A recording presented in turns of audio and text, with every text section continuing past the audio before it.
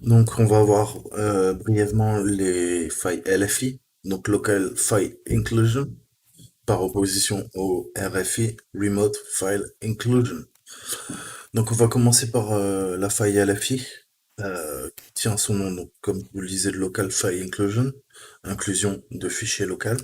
Et en gros, elle permet à un utilisateur d'inclure des fichiers locaux appartenant donc au serveur externe à partir d'une URL. Donc, ces fichiers peuvent être en dehors du répertoire racine du serveur web, mais aussi ça peut être des fichiers sensibles, comme ceux contenant des données personnelles, des mots de passe, qui peuvent être inclus et donc récupérés. On a souvent besoin d'inclure un fichier dans une page de façon tout à fait légitime. Donc, comme dans l'exemple que je vais vous donner aujourd'hui, on va créer un fichier texte et on va voir ça ensemble. Ouais, crée-moi un fichier texte. Voilà, parfait. Oh, donc, je mon fichier texte et on va taper dedans. Donc, un exemple que je peux vous donner, ça serait supersite.com, vulnérable PHP, oh, page, menu,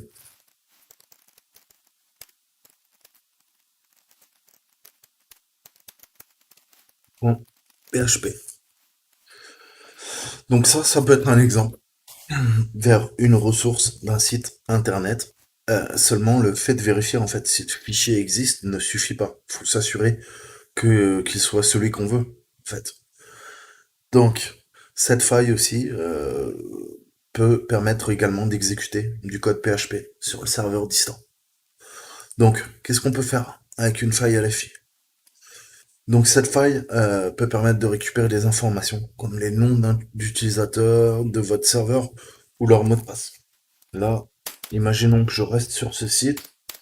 Je vais vous montrer une possibilité de LFI. Ça serait donc www super site.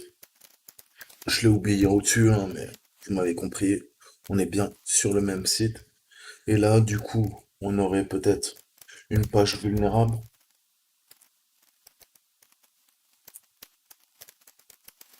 .php. Et là, ensuite, on va faire la LFI. La LFI, ça consiste en quoi? Ça consiste à inclure en fait des arborescences qui vont nous permettre de contourner les systèmes de protection. Donc je vais vous montrer un exemple de LFI.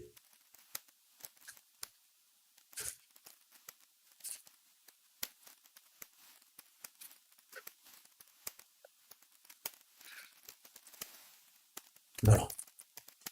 Donc là, grosso modo, via cette local file inclusion, on va demander d'accéder à des ressources qui sont en théorie non disponibles.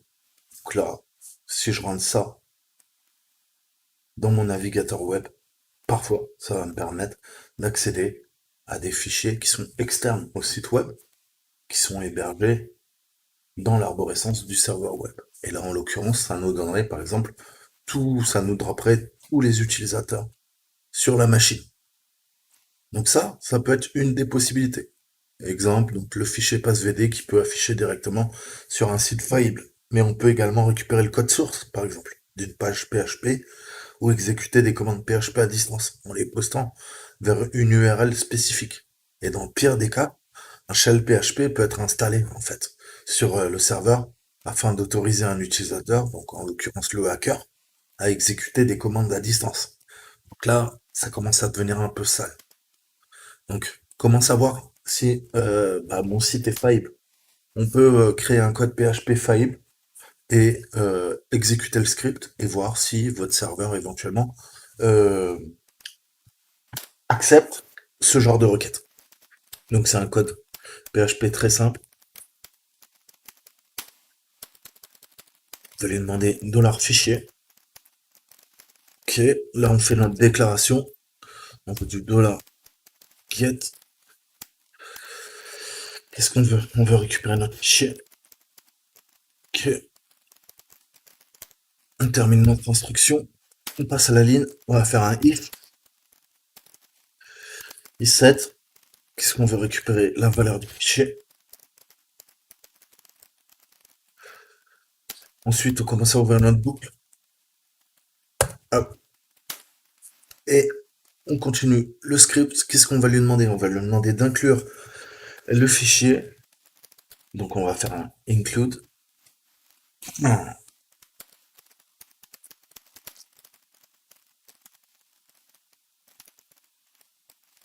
$, fichier. Donc ça, grosso modo, cette instruction-là, ça fait, donc ça vérifie si le fichier existe. Ok. Ensuite, on termine notre boucle. On sort de la boucle. On va faire un else. Sinon, sinon, on réouvre notre boucle. Et là, qu'est-ce qu'on veut? Allez, je vais le faire proprement. On inclut l'index en PHP.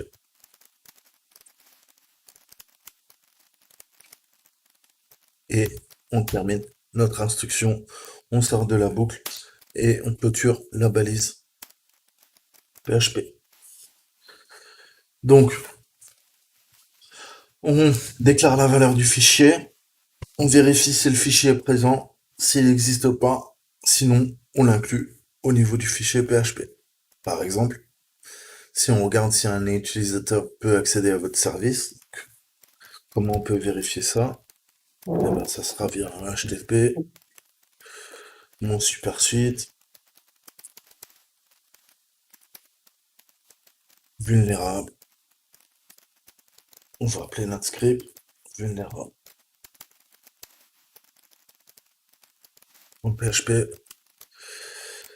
Et là, en gros, on a page.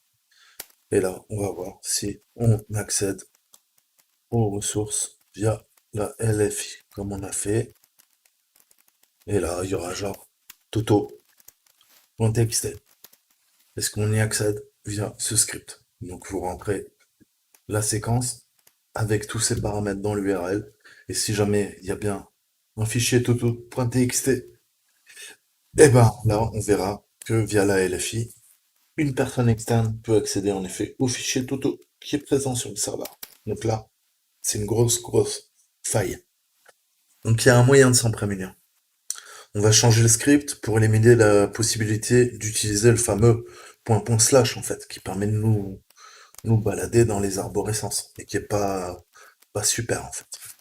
Donc pour faire ça, bah, on va faire de l'échappement en fait et on va lui demander de forcer l'extension PHP. Donc on va mettre à jour le code, on réécrit notre code PHP, ok, on fait notre déclaration. Maintenant on va faire un string replace. Donc là, on lui demande de remplacer.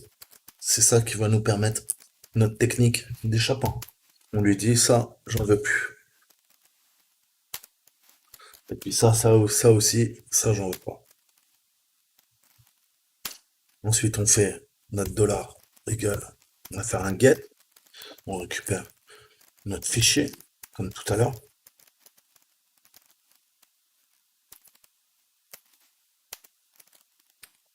Donc ça, en gros, qu'est-ce que ça a fait? Eh ben, ça annule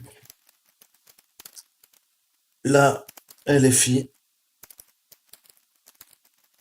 via la technique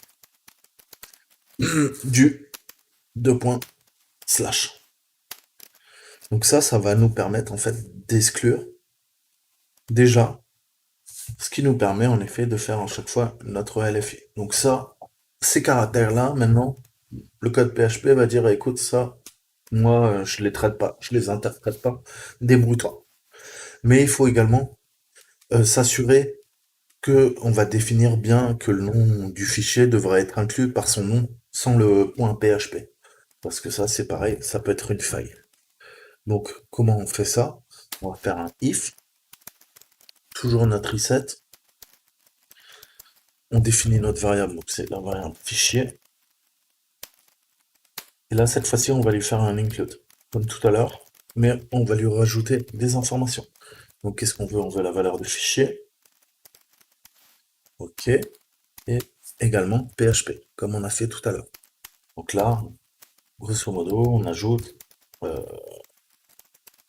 notre PHP. OK. Après, on sort de la boucle. On fait notre ou, si et ou, si ou. J'ouvre ma première boucle. Et là, on va faire notre include, comme tout à l'heure. Et on va lui demander quoi? Bah, on va lui demander l'index.php. Et on termine notre script. Donc déjà, on sort de la boucle et ensuite on termine notre script PHP. Donc voilà. Là, grosso modo, via ce code source, eh ben, on exclut deux choses. Déjà, on demande de vérifier que ce soit bien un fichier PHP sans sortir l'extension. Et on lui dit tu annules les techniques de LFI via le deux petits points slash qui permet de se balader dans les répertoires sans y être autorisé, jusqu'à accéder à une ressource, par exemple auto.txt. Donc là, c'est pas mal. Le problème, c'est qu'il y a un autre problème. Il y a toujours d'autres problèmes en informatique. Sachez cependant qu'il est possible d'utiliser l'encodage hexadécimal. En fait, en hexadécimal, ça c'est slash, c'est très bien, c'est magnifique. Mais comment j'écris un slash en hexadécimal? Eh ben en fait, c'est pourcentage de Z. Ça, c'est égal à slash. Donc là, on lui a bien demandé de faire l'échappement sur les slash. Mais qu'est-ce qui se passe si je pars en code hexadécimal? Et vous savez que le code hexadécimal, lui, il va être interprété, en fait, par le navigateur qui va les convertir, en fait. Donc en gros, si je fais HTTP, www, comme j'ai fait pour mon super site, .com, ok, charge, script qui s'appelle vulnérable, .php, et là, qu'est-ce que je faisais tout à l'heure? Bah, je faisais ma local inclusion.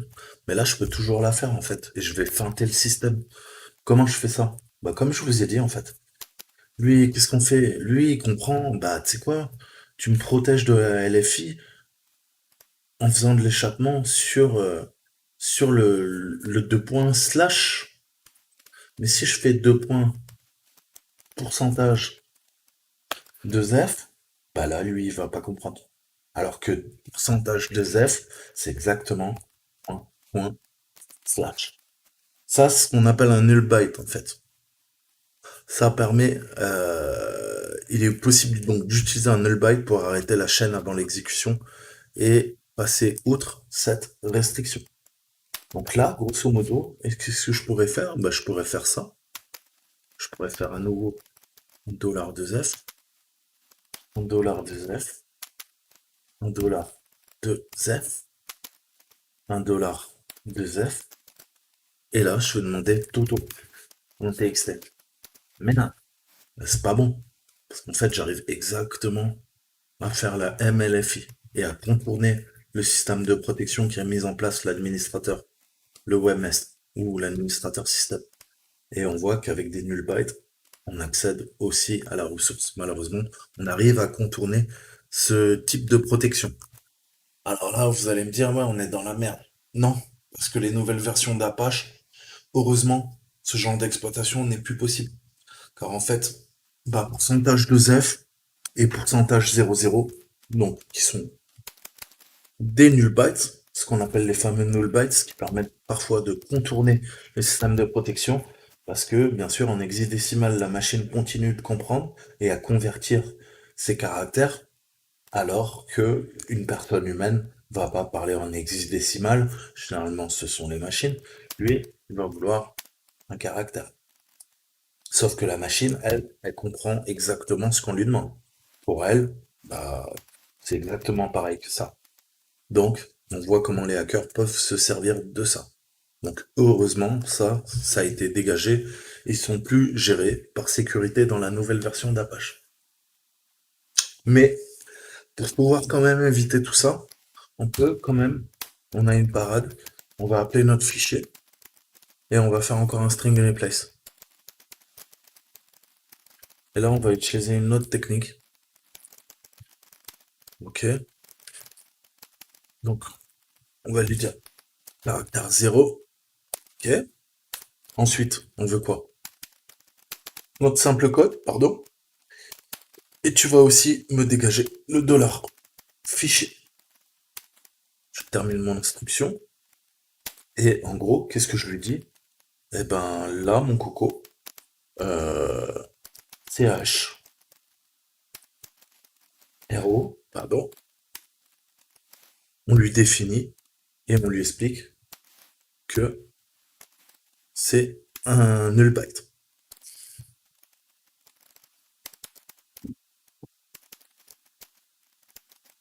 Donc, grâce à cette définition, on sait que en aucun cas, même si le hacker, l'attaquant, utilise des null bytes, eh ben, il pourra contourner le système de protection mis en place et pouvoir uploader, comme je vous disais, un web shell. Il y a une autre technique qui est assez radicale qu'on peut utiliser, qui consiste à inclure en fait le nom directement dans le code, sans passer par l'URL, mais en testant un nom à la place. On peut par exemple ouvrir notre code PHP, on va faire un if, on va récupérer la valeur via un get. Là, on veut quoi? On veut page. Hop. Et là, on veut que ça soit égal, par exemple, news. Ok. Ensuite, on va boucler. On va faire un include. Ok. Qu'est-ce que je veux? Bah, je veux, par exemple, là, dans cet exemple-ci, ce sera news.php. Je termine mon instruction. Je passe à mon autre boucle. Qu'est-ce que je veux? Je veux un else. Sinon, eh ben, tu fais ça.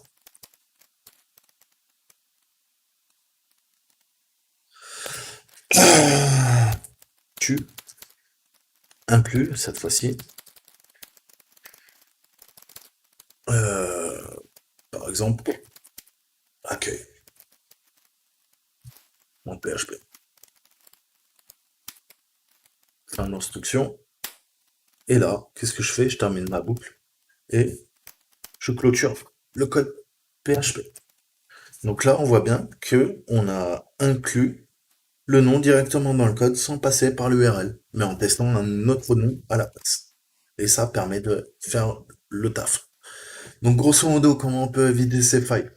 Donc là, je vous ai montré les locales et il y a également les remotes. On verra plus tard ce que c'est qu'une remote. C'est à distance. Là, on est en local.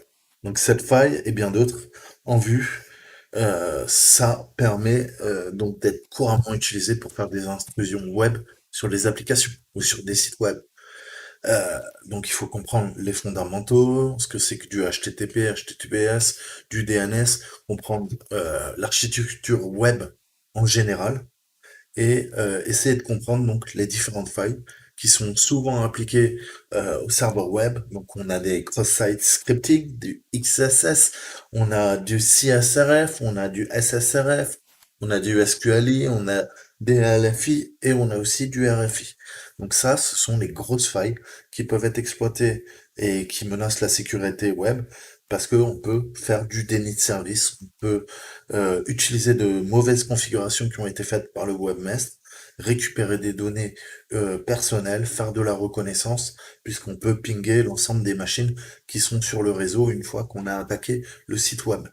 Donc, on voit bien que c'est assez chaud et que bah, la LFI est assez coton. Il y a des moyens, comme je vous ai montré, pour s'en prémunir, mais si par défaut, l'utilisateur, l'administrateur ne fait pas son travail, on voit qu'on peut facilement exploiter ce type de faille. Maintenant, on va passer à la RFI, RFI, pardon. Donc, par opposition, là, on était en local. Maintenant, RFI, bah, c'est remote. Remote, qui veut dire à distance. Remote, file, inclusion. Ok? Donc elle permet d'inclure des fichiers appartenant à un serveur externe à partir d'une URL. Mais elle permet surtout d'inclure n'importe quel fichier sur le serveur distant. Donc soyez rassurés, cette faille se fait de plus en plus rare suite aux mises à jour des serveurs web, des systèmes, mais elle est encore présente sur d'anciens vieux systèmes, entre guillemets. Elle permet notamment de placer un shell PHP sur le serveur afin de l'administrer à distance. Donc là, il n'y a rien de pire, hein. Le hacker va se connecter à votre serveur, il va aller sur supersite.com et via la RFI, il va demander de charger le script, qui est notre vulnérable PHP, mais cette fois-ci, eh ben, il va dire, bah, écoute, vas-y, tu sais quoi, tu me charges aussi un web PHP qui sera inclus à distance, en fait, sur le serveur. Et il va l'exécuter. Et si le web PHP, eh ben, c'est quoi? C'est un script malicieux qui ouvre un auditeur, enfin, un reverse shell vers le PC de l'attaquant. Qu'est-ce qui va se passer? Comme c'est un reverse shell, eh ben là, ça va contourner déjà le pare-feu de l'application, le web firewall en fait, et ça va ouvrir une connexion vers le PC du hacker qui lui a quoi? Un listener, un auditeur, un écouteur, ça a plusieurs noms, qui va sniffer tous les paquets réseau sur un port précis. Je vais par exemple définir le 4444 et le serveur web va ouvrir la communication vers l'ordinateur du pirate. Donc, on voit bien que c'est pas le pirate qui ouvre une connexion vers le serveur web, c'est l'inverse. C'est pour ça qu'on n'appelle pas ça un shell, un dump shell, euh, on appelle ça un reverse shell. Donc, c'est un reverse shell. Et comme je vous dis toujours, l'attaquant, le hacker, va privilégier le reverse shell puisque ça permet de contourner généralement les pare-feux. Et si en plus, au lieu d'utiliser le port 444, on est un petit peu plus intelligent, on va utiliser le port 80, on va utiliser le port 445, Samba, qui est généralement utilisé en entreprise ou par un serveur web, et ben là, on est quasiment sûr que le pare-feu ouvrira les communications, puisque si on bloque le port 80 HTTP, eh ben, c'est aussi simple que ça. Le serveur web ne peut plus être joint par les utilisateurs. Parce que tout serveur web fonctionne sur le port 80. À partir du moment où le port 80 est bloqué, ça va pas marcher, c'est pas bon. Ça marche pas. Si le port est ouvert, là, bah, vous pouvez vous connecter à mon supersite.com. Donc, qu'est-ce que va faire le pirate? Il va utiliser des ports qui sont utilisés très couramment sur Internet, puisque c'est que le pare-feu, par défaut, ne va pas les protéger, puisque le site, intrinsèquement, pour son bon fonctionnement et pour qu'il soit atteignable de l'extérieur, a besoin de ces ports. Voilà. Donc ça, je répète des bases, hein, c'est assez courant. Mais grosso modo, la RFI, cette fois-ci, on va aller sur un site, on va donner un petit exemple. Hein, le site s'appelle www.exemple.com ou exemple.com, comme vous voulez. Et là, qu'est-ce que ça va? Ça va charger un index PHP. Bon, très souvent, quand vous allez sur un site, vous vous retrouvez sur un index PHP. Vous arrivez sur le site, et là, vous demandez, bah, moi, je veux les news. Donc, vous allez cliquer sur News, et qu'est-ce que fait votre navigateur web? Eh ben, en fait, il met un paramètre. Donc, le paramètre, on le voit, c'est point d'interrogation page news. Ça va dire Le navigateur va dire au serveur sur lequel vous êtes connecté, le nom de domaine c'est exemple.com, il va lui dire, hey Coco, je suis bien arrivé à la racine du serveur web, après le nom de domaine. Maintenant, une fois que tu m'as téléchargé l'index PHP, maintenant moi je veux la partie news. C'est ça qui m'intéresse. Donc on va voir qu'il est malheureusement possible d'inclure un fichier depuis un autre site. Comment on peut faire ça? On va reprendre le même exemple. Donc on va sur notre exemple.com. Ok, il va toujours charger son fichier PHP, pas de problème. Et là, moi, par contre, au lieu de laisser le navigateur web charger page news, je vais le feinter. Je vais dire cette fois-ci, ça va être page http site du pirate, ok, .com, et là, virus.txt. Et là, lui, qu'est-ce qu'il va comprendre? Il va comprendre, bah ouais, vas-y, change-moi la ressource. Sauf que la ressource news, maintenant, eh ben, ça reroute vers un site pirate du hacker. Et là, il y a quoi? Il va charger un fichier texte qui s'appelle virus. Ça n'a plus rien à voir. Pourtant, le navigateur web, l'ordinateur, lui, il comprend pareil. Pour lui, c'est pareil, ça. Le problème, c'est que le résultat, il est tout à fait différent. Donc, vous commencez à comprendre un petit peu que ça craint, ça pue, cette histoire. Et puis, on peut voir comment on peut utiliser un script file PHP classique. On va le charger. Donc, on va ouvrir notre script.php. On va faire notre petit include, toujours sur la valeur get. On va lui demander quoi? On va lui demander de charger la page.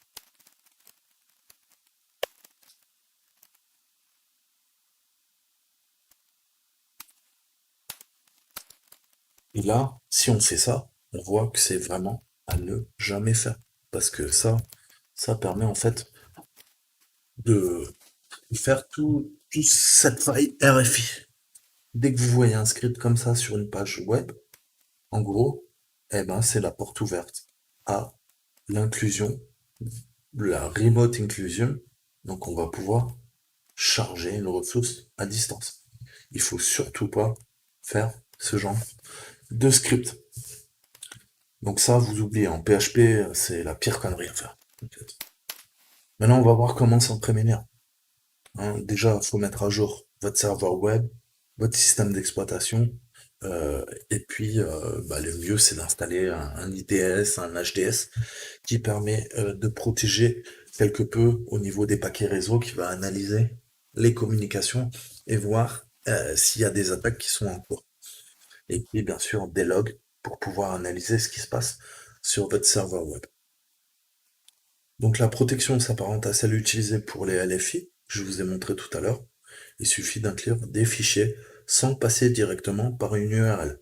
Donc là, on va modifier notre code source et on est reparti.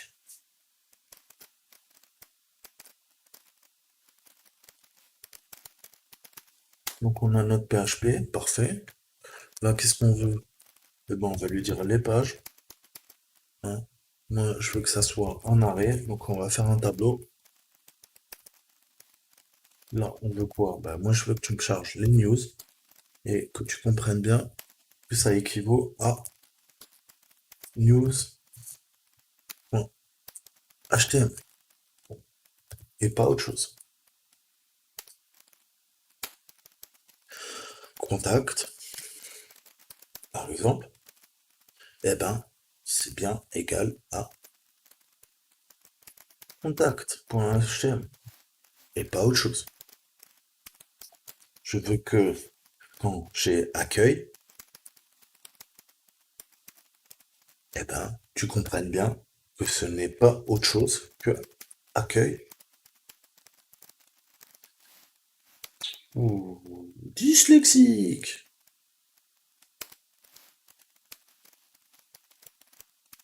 Voilà. Donc je pense que vous avez compris. Donc on ferme notre balise, fin d'instruction. Maintenant, on va faire un if, sinon. Donc dans le tableau, donc on va utiliser le inArray. On veut quoi la valeur? On va faire notre get. Toujours, c'est sur la page. Hein. Voilà. On veut un autre array, mais cette fois-ci avec les différentes clés. Et là, on va mettre nos valeurs en les append. Donc on a les pages. Sinon, fin d'instruction. Donc là, c'est grosso modo, ça veut dire si la page est dans l'array, le tableau, eh ben, tu fais un include, tu récupères la valeur, donc c'est la valeur de page, et là, on fait notre get, toujours, bah sur quoi? Sur page, hein, on change pas, depuis tout à l'heure, et là, on voit que je termine mon instruction, grosso modo, c'est une inclusion sans aucun risque, puisqu'on a bien tout défini au préalable. On continue notre instruction. Maintenant, on a fait notre if, on passe au else. Sinon, qu'est-ce que fait le programme? Pardon, faut que je termine ma boucle. Je termine ma boucle, sinon, le programme, eh ben, il va faire quoi? Sinon, tu retournes à l'accueil. Ok? Donc, comme tu fais ça, on va lui faire un include. On veut quoi? Dollar les pages. Et tu reviens à quoi? Bah, tu reviens sur l'accueil. Ah, tu reviens sur accueil. On a défini déjà. On connaît. Voilà. Donc là, il n'y a pas de souci. Je termine ma boucle. Je ferme mon code PHP. Voilà. Là, c'est propre. Ça, c'est propre. Là, il n'y a aucun souci. Par contre, là, il n'y a rien qui est défini. Là, on voit bien qu'on a défini, on a fait un tableau, on a rentré les valeurs dans le tableau, on lui demande de vérifier si la valeur est bien présente dans la page, enfin si la page est bien présente dans le tableau, pardon. Si c'est le cas, eh ben, il renvoie. Sinon, si c'est pas le cas, eh ben, retour sur la page d'accueil. Voilà. Donc là, on a mis en place des contrôles de vérification au niveau des ressources qu'on a déclarées à chaque fois pour s'assurer que ce sont bien les fichiers qui sont chargés. Donc voilà, grosso modo, comment on peut se protéger parce que, comme je vous disais, backdoor, ça peut ruiner votre site. Ça peut récupérer l'ensemble des informations sur votre site web. Donc le PHP, faites bien attention. Il y a des règles de base et auditez votre code source parce que c'est bien de faire un site web. Mais si vous oubliez toutes ces prérogatives, vous voyez comment un hacker peut facilement usurper votre identité, se faire passer pour l'administrateur et après même injecter des backdoors pour activer du code malicieux. Et là, en l'occurrence, on peut faire n'importe quoi. Je peux non seulement récupérer tout ce qui est en base de données sur le site web, mais je peux également faire tourner un River Shell pour me connecter quand je veux sur la machine. Mais encore pire, je pourrais faire tourner en mémoire, en résiduel, un programme qui va pirater automatiquement tous les utilisateurs qui se connectent sur le serveur web. Et là, je vous laisse imaginer les dégâts. Voilà, c'était les LFI, les RFI. J'espère que vous avez kiffé, je vous dis à bientôt. Ciao, ciao.